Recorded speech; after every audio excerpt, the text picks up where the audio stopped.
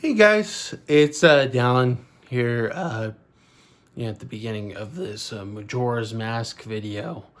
I just wanted to say thank you all for bearing with me. I know that it's been kind of a rough year as far as doing reviews. I haven't done too many reviews. I've just gotten super into the Let's Plays and everything, and I apologize for that. However, I think what's going to happen is I'm going to continue to make reviews. I've already gotten a couple of scripts ready. So I'm like super ready to go and to get a ton of stuff done with the reviews and things like that. This particular episode, I started last year. So I started in 2019 before everything went down, and it never got done. It never got started, never got done. I got a ton of stuff ready for it. For a year, I never really worked on it. I worked on it a little bit. I'd gotten like some of the audio done like in January, but then I really kind of picked it up this week. So this isn't the end of the season. This is just the end of the N64 marathon. It'll have the season 4 intro. It'll have everything written. I just thought it was a perfect review of how I wrote it and how I actually, put things into words of how I wanted Majora's Mask to be.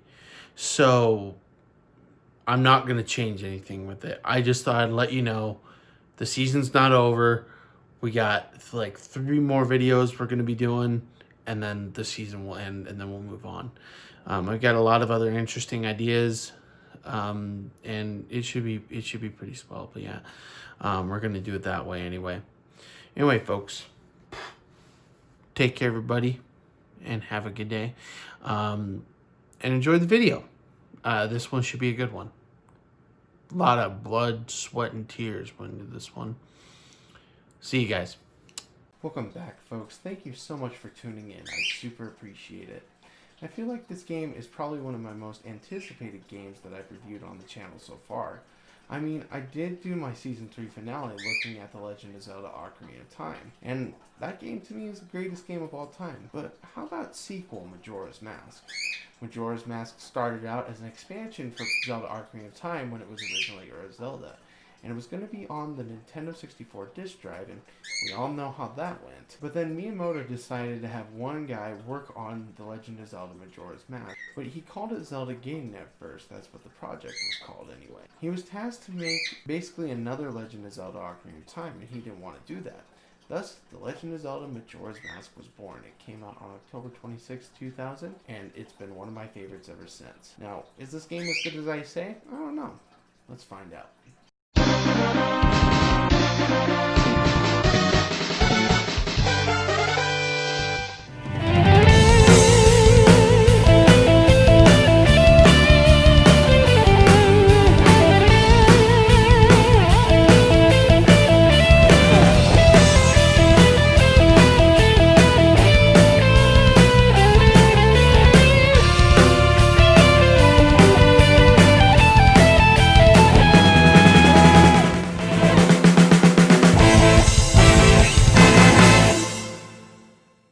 Our story begins with text speaking of a legend of a boy, explaining after his battles he waged once across time, he's in search of an invaluable friend. Cutting from the boring text, we discover that Link is on his journey riding on Epona in a strange forest. During the horse ride, Link gets knocked off of his horse by a strange masked imp. He has a couple of fairy friends around him. The strange imp decides to look for loot to take from Link.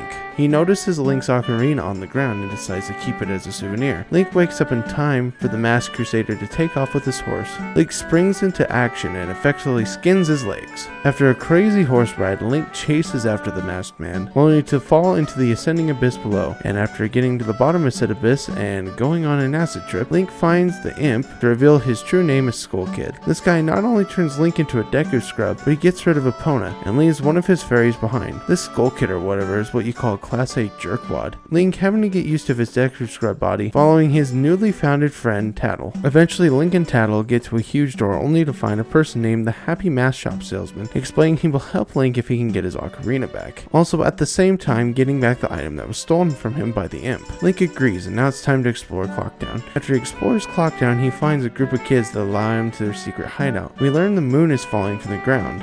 He plays some games around the town, and in the secret hideout, Link gets the moon sphere in order to get up to the clock tower. This is where he confronts Skull Kid. This is only for Tail to utter out that there are 4 beings and we need to bring them there to stop Skull Kid from using his magic power. Skull Kid decided to use his magic power anyway to try to cause the moon to fall faster. With the power of Snot, Link knocks the ocarina off of the Skull Kid's hand, and Link picks it up, only to get back his memory of Zelda, giving him the ocarina and relearning the Song of Time. Link comes back to reality and plays the Song of Time, which sends him back 3 days earlier, and somehow the ocarina turns into pipes. Okay? Whatever. Link goes back to the Happy Mask Shop Salesman, where he gives Link the Song of Healing. Link turns back into his old self again, however the Mask Shop Salesman is not too happy with him not getting the mask back, explaining the mask is from an ancient tribe with tremendous power. So much power it freaks out the salesman. No, seriously, look at his face. Link agrees to get the mask back. Link and Tattle make their way to the 4 areas outside of Termini in Clocktown. After taking down the boss and getting the deity out of each mask, Link learns the Ult Order and saves the 4 giants. Link and Tattle get to the clock tower again on the final day, and they confront the Skull Kid again. After Link and Tattle confront the Skull Kid, Link pulls out his ocarina and plays the Ult Order. The 4 giants come to Link and Tattle and hold up the moon from crashing to the ground. It is revealed that it's not the Skull Kid but the mask itself. The mask flies up into the moon, where Link and Tattle soon follow. Link finds the kids that strangely resemble the Happy Mask Shop Salesman. Upon talking to them, Link talks to each of the children, where he has to do 4 trials. Link completes the 4 trials and then finds the last salesman wearing Majora's mask, all by himself. Link plays the sick little game that he wants to play, where the final boss ensues, and this is Majora's mask. After Link takes down the 3 versions of Majora's mask, the world is saved, and Link gets the Happy Mask Shop Salesman his mask, where he leaves suspiciously. Okay, way to be a homie, Link. And Skull Kid makes friends with Link as well. Link leaves the town of Termina, where the carnival officially begins, and so do the credits. Wow, oh wow, did this story get super unique, and it's a pretty good twist at the end, I have to say. The darkness involved, and it's just a great setup to the plot of the story, and it's freaking incredible. Not the longest one in the series, but man, I love this story. It's probably my favorite Zelda story in the series, bar none. Well, that was a very interesting and weird story. I've said my piece on what I think about the story. How about the gameplay? I have a great deal to talk about the gameplay, but listen, I went over this in great detail in my Ocarina of Time review. Now here's the thing, Legend of Zelda Majora's Mask is very similar to that of Ocarina of Time, and I can say with certainty it is a bit better of a game than Ocarina of Time. Well, in some ways. You still get most of the same items like last game, sticks, nuts, the works. There is no slingshot, but there are a few things that you used as a child in Ocarina of Time, and they're still there as classic items since A Link to the Past. You have a hook shot, which allows you to cling on to targets and sends you flying. The bow and arrow, and 3 magic arrows, fire, ice, and light arrows. These are your items you'll find in the dungeons, and they serve unique purposes. For one, the ice arrows never got used in Ocarina of Time, but this game, they can help you get to the final area and make platforms in the Great Bay Temple. Yeah, this item is pretty brilliant. The other items really just do the same things as in Ocarina of Time. The fire arrows set stuff on fire, and the light arrows help you grind for rupees and helps you kill Majora's Mask to beat the game. You have a couple types of explosives in this game, the bombs and bomb chews. Bombs explodes different walls and helps kills the dongos. Bomb chews really have no use still except for this room at the end of the game. Oh, poor bomb chews, one of the cooler looking bombs in the history of Zelda. But you still suck. For all these items, there are a few different items. I mean, like the 24 items that you can get. These are the masks, which is the unique part of the game. Most of these have something that they do, and for the most part can help you get heart pieces done and most side quests. My favorite one has to be the bunny hood. For one, it makes Link look freaking adorable and makes you run super fast. Some of the masks in this game have great uses other than just once. Yeah, really weird. And that's the thing about this game, it can be really creepy and weird at times. The ones that stick out to me are the Romani Ranch aliens, the Brother Ghost, you need to play the Song of Storms, and of course, This one, good lord, this just streams like a horror movie. And this actually happens in one of the most touching scenes in Zelda history, but it's followed by this. But I wouldn't say the creepiness is really what makes this game great. I mean, I love the darkness in this game and how incredibly ominous this game is, but what makes this game way awesome is the world. I love the world of The Legend of Zelda Majora's Mask, and the world of Termina being my favorite overworld in Zelda history, probably of all gaming. Yes, I love The Legend of Zelda Ocarina of Time's overworld, but Zelda Ocarina of Time, I never felt the need to explore the world unless it was because of my own doing. I feel like getting 100% in Ocarina of Time isn't necessary to get the most out of the game, but in this game, 100%ing the game is kind of crucial, because for one, you still start out with 3 hearts, so to beat the game you'll want to get more, and the heart piece count in this game is pretty gigantic. There are a whopping 52 pieces in this game, and geez, they are way satisfying and fun for me to get this time around. And also with the 24 masks, there is a ton of side questing in this particular game. This game gives you a way to learn about the world and the characters in this game, and this is why I feel like it's one of my favorite games with NPCs in it. The reason is because you learn so much about them, where they're from, what they are there for, and what their purpose is, for being in a situation that they are,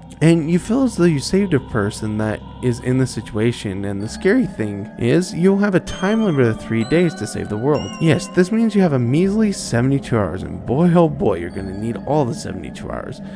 One of my best friends and watcher of the channel, Taryn, had always told me he didn't really like the time limit because he felt like he was being really pressured to play the game.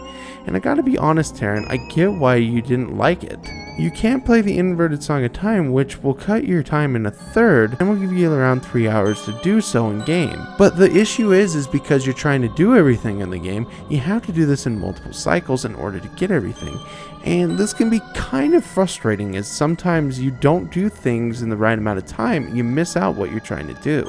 And also something like the Anju and Cafe side quest that I tried to do, I couldn't do it the second time because I did something stupid and it wouldn't allow me to do it the second time. So I had to go through the 3-day cycle again because the Anju and Cafe side quest takes all 3 days. It's freaking annoying a little bit.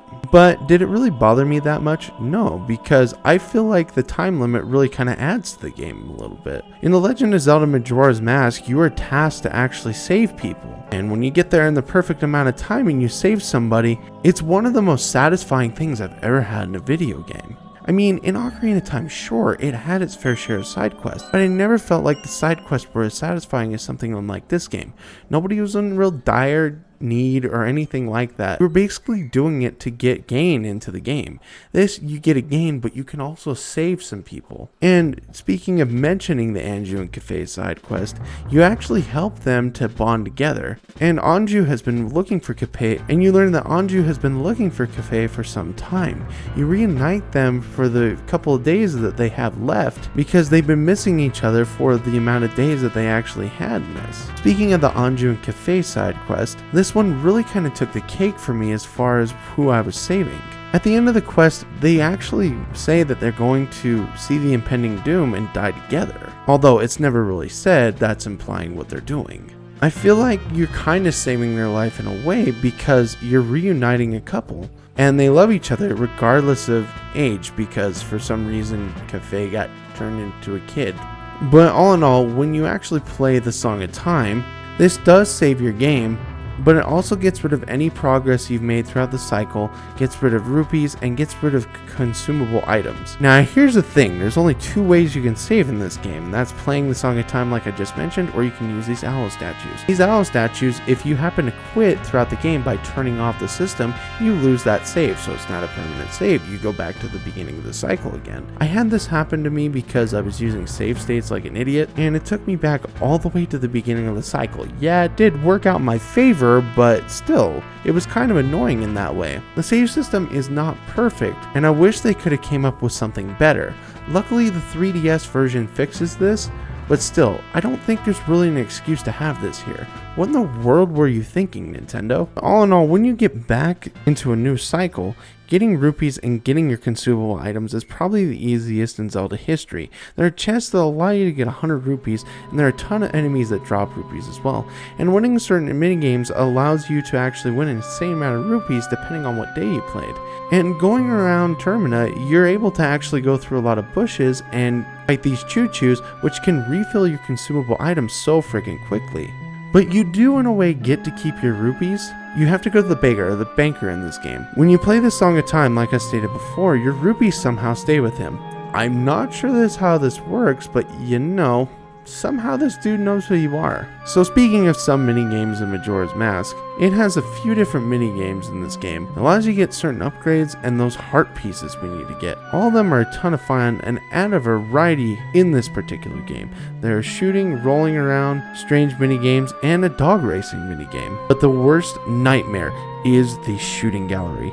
This is a horribly designed minigame. Oh my gosh, not any other thing in Zelda history has ever pissed me off more than this minigame. Freaking heck, you have to be so precise, and the fact that you have to have blazing speed is bullcrap, you stupid son of a... What? I didn't say anything, you fetchers. The minigames do add a bit of extra flair to an already fun game, and there are so many that you'll have something to do in the different cycles. Now, I mentioned earlier there are a ton of pieces of heart in this game. Well, I'm sorry to inform you that if you play Zelda for the dungeons, you will be super disappointed in this game. Not counting the iconic castle and the spider houses, there are only 4 temple/dungeons in this game, and that may come across as disappointing to some people. And sure, it did for me at first when I heard about this. I was like, really? This game is that short? No, I did not realize. Because of the amount of side quests, this game is not super long, but it's not super short either. I would dare say it's a bit shorter than Ocarina of Time, but I think any Zelda fan would appreciate these dungeons. They are so well thought out. You don't really get the item of a dungeon to actually take on the boss with, you just get the bows like it. But I think any Zelda fan would appreciate these dungeons. They are so well thought out. And you go get the item in the dungeon, then use it immediately on the boss, which makes the bosses more epic throughout and a little more interesting. And the puzzles in the dungeons are pretty amazing, and they're also well thought out. I will go through my least favorite temple, which is the Snowfall Temple. It's just not really my cup of tea. I mean, sure, this dungeon has everything you want in dungeons, puzzles, danger, and probably the funnest boss battle in the game. The Woodfall Temple to me is a pretty great dungeon, but it really ramps up the difficulty when you get there. But if you look in every nook and cranny, you should be just fine. It's really nothing to sweat here, but it still can be difficult like I stated before. Stone Tower Temple is super unique. This temple really tests your brain as it makes you use flipping mechanics going upside down by using magic arrows, and it helps you to make your way through this. However, sometimes it can be a big pain to actually get there. Lucky for us, if you get to the top just before the entrance, there's a warp owl there. Oh, by the way, if you use these owls like I showed you how to save with them before, you can actually warp using the song with your ocarina. It is super useful. I love this song. And there's also a ton of these in the world, so getting around should have no issue for you. Now to my favorite dungeon, the Great Bay Temple. I love this place. I love how fun it is to get around. The colors for this dungeon are surprisingly bright and interesting, and the water mechanics for a whole different experience, but I feel like in Ocarina of Time I never hated the water temple, but man was it kind of a boring temple. This temple though for me is fast-paced swimming action. I really do love it. Again, I never really got the hate for this place. I did the temple without a guide, a video, or anything like that in my first playthrough of the game, so I'm not a hater of this place. I love it. We can get into the bosses now. There are a plethora of mini bosses, so I won't get into those. So technically there's only 5, and they're huge and epic. My favorite in the game is Goat. I love moving around as a spiky Goron and ramming him to the ground. Haha, take that, you. My least favorite being Yord. Oh my heck, the concept is simple. Shoot an arrow and then dive with the Zora mask and then zap him with your electricity. But the fetch decides not to do that and be cool. He grabs you into the pool and swings you around like the fish you are. Gosh dang it, stop eating me! The final boss is pretty easy though. I fought this boss twice so I could show off this. But man, even without the Fierce Deity mask, this thing is pretty pathetic. But holy cow, this sword could kill anything. In fact, Link should keep this mask if Ganon ever decides to come back. Ganon would be screwed. I failed to mention the transformation mask. Each of them have certain abilities and they work best in the area that is populated by its species. For example, if you go into the Great Bay Temple, you can swim around, which can help you get to different places. Something like the Goron mask you can get for different places to go faster, and the Deku mask helps you get in the air, get across gaps. Because of the fact you could otherwise not get to these places. And do not question the bubbles. The bubbles are really okay. Okay, go ahead and question the bubbles. They are super weak. Graphically speaking in this game, this is a great step up from the first 3D game, Zelda Ocarina of Time. I've read a few reviews and people in 1998 felt like the graphics were not very good. But in this game, the expansion pack is really making this game look cool. And for how dark this game is, I love the color scheme. Even the first 2 dungeons were a bit dull. I really like how they both look. This is an excellent looking Nintendo 64 game, and to me, it is the best looking game on the system. No questions asked. The control in this game is also fantastic as well. I love how this game flows. When you get the bunny hood, this really shows how great the controls are. It doesn't even knock out the flaws that some of the things on the N64 have. It really makes use of what you have on the N64 controller. It's so smooth, it's free flowing, and I love it.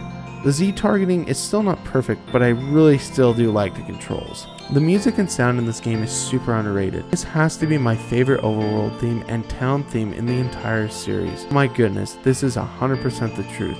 The dungeon themes are excellent as well. They're not as good as Ocarina of Time, but still excellent. I have to say my top 3 favorite soundtracks in gaming go Zelda Ocarina of Time, Final Fantasy VII, and this game. I love the new character voices as well. I love how the creepy fisherman says, "Oh," it sounds like me when Donovan Mitchell has a great play. All in all, this music is amazing and I love it so much. I had a lot of bad things to say about The Legend of Zelda Majora's Mask, but is it better than Ocarina of Time? I don't know. Let's see. So I have thought about this, and honestly, it's no contest. I could play Legend of Zelda Majora's Mask forever, and it is a fantastic 3D Zelda game with unbelievable design, and I love how the game plays. However, it is no contest for me. Zelda Ocarina of Time is the greatest game of all time, and I love that game more. If I would have had Majora's Mask as a kid, maybe my mind would change. Unfortunately, I cannot say it's the best game ever. I will say it is probably my second favorite game of all time, and reviewing this solidified that. I am fortunate I got this game when I did, as well as it helped me inspire me to make videos. I love this game, and I will love this game forever. I'm hoping one day as I'm sitting writing this review that I'll be playing this game till I'm super old. Heck, maybe even me and my son can play this game. A man can dream, I know, but if you're super into Zelda, give this one a try. This is one of the best Zelda games ever, and really is probably the most amazing designed Zelda game in my opinion. I know I'm blathering on how much I love this game, and I really do. I hope that it made somebody really want to try this game, and hopefully this is one of your favorites in the series. It's one of the best games of all time, and it's super easy to get nowadays. You can get it on the N64, Wii U eShop, and the 3DS. It's starting to blow up, and I'm super excited about that. Thanks for watching my longest fetch Season 4, and I will see you in the next episode and next season.